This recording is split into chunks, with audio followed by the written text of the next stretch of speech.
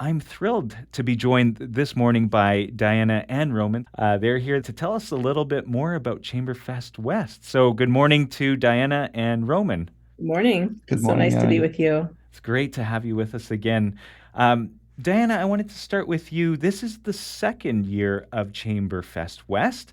How did this festival come to be? Well, so I've lived in Calgary now a little bit more than a decade.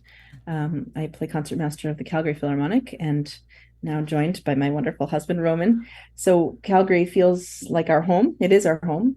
And I'm from Cleveland, Ohio, originally, where a little over a decade ago, my father and I started Chamberfest Cleveland, which is a really extraordinary chamber music festival that runs for 3 weeks each June, and we bring the best musicians from around the world each year.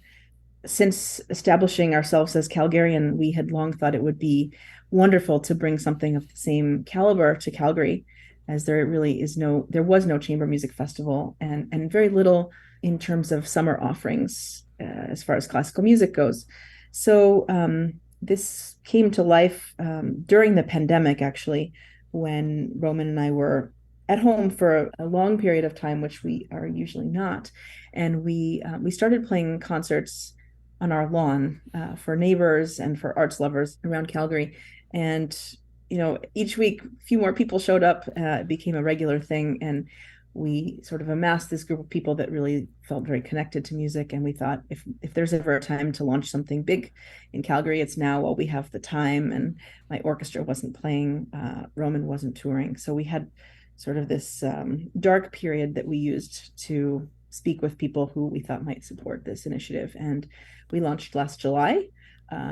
We had amazing support from Calgary. We played 5 sold out concerts Wow. in 4 different venues, and it was really thrilling for us to bring something that feels so close to our heart to the city that we call home. Wow. Beautiful story. Thank you, Diana. This year's festival is happening between July 19th and 23rd.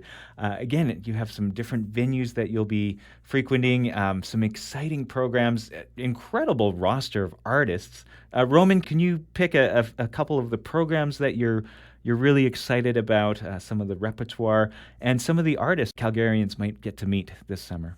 Yes, well, we have 5 concerts in wonderful venues like Bella Concert Hall and the Jack Singer Hall and National Music Center and the Bow Tower. And our programs we combine pieces that are familiar and popular and loved with music that is new and surprising and all different backgrounds. It's hard to choose one program to talk about, but one of the exciting things this year is that we have a commission written for us by a wonderful pianist composer, Michael Brown, Hmm. and he's writing a song cycle for us, Wow. who will be premiered by an amazing soprano, Susanna Phillips, who is a Metropolitan Opera star. We will also have, well, we have people all over the world. The Dutch violinist Lisa Ferschman is joining us. She'll be playing Beethoven Archduke Trio and what Oh, else? she's also playing that piece, The Blue Dress, which is really, really Yeah. cool.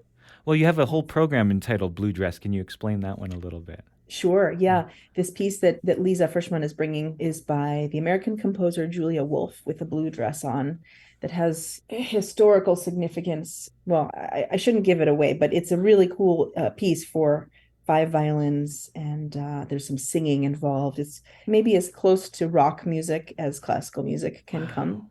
Okay. And that program it's a beautiful pastiche of music, because we start with The Shepherd on the Rock by Schubert, Hmm. and then this Julia Wolfe, and then Brahms, and then Chasson. So it's sort of this wonderful mix of lush romantic music and kind of wild modern music as well.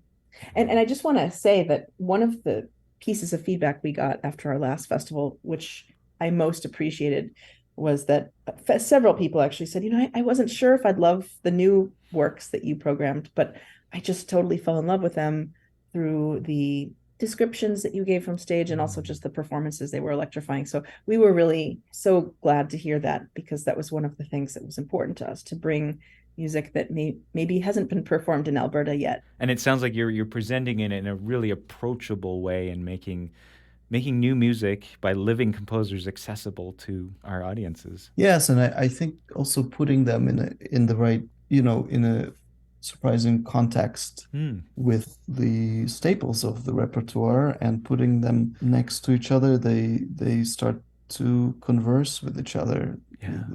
The old and new and everything in between, and that creates a context and connections that people can take and enjoy. We're particularly excited about this program entitled Loops, which features two large works, one by the living composer John Adams and the other of Beethoven, the great Archduke trio, perhaps the most beloved piano trio that Beethoven wrote. And we made a connection between these two composers. We thought that the fact that they use little cells of material and create from these small cells just immense and overwhelming landscape of music, we found particularly fascinating. And they do it in very different ways, of course. And we all know that, Beethoven, da da da da, he created a whole symphony from that, and Archduke is not any different. John Adams uses these little cells and he expands them and contracts them and overlaps them, and you get this very alluring soundscape from the way he composes. So I'm excited to hear those two pieces back to back.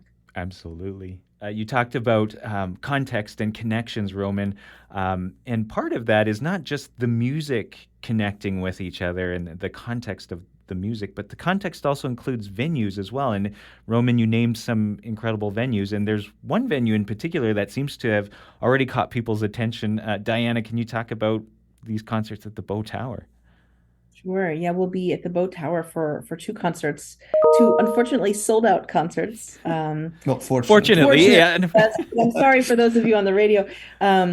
The top of the Bow it's an exquisite space in one of Calgary's tallest buildings, and the just the view from up there is kind of shockingly beautiful. It puts Calgary in a very different perspective, and we're doing an all strings and voice program up there.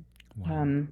There's another venue that's often used, which is the Jack Singer, but we're tweaking it in the sense that we're going to have all of the audience and the musicians on stage together. Wow. So it'll feel, I think, extremely intimate, which is, of course, always our goal, to bring people as close to the music as possible. That sounds amazing. So Chamberfest West is happening between July 19th and 23rd in various exciting venues around the city of Calgary. For more information on tickets and to buy a festival pass, head on over to chamberfestwest.com. We are going to go out on some music now that was from last year's, the inaugural Chamberfest West. Roman, do you mind introducing us to this recording? Yes, this is last movement from Brahms' G minor piano quartet. It was super fun to play last year at the final program of our festival. The musicians are violinist Will Hagen, violist Lyosha Fang, and cellist Andrei Ionitsa, and myself on piano. Wonderful. Dianna Cohen Roman Rabinovich, thanks so much again for being my guest. Thank you so much, Aaron. Thank you, Aaron.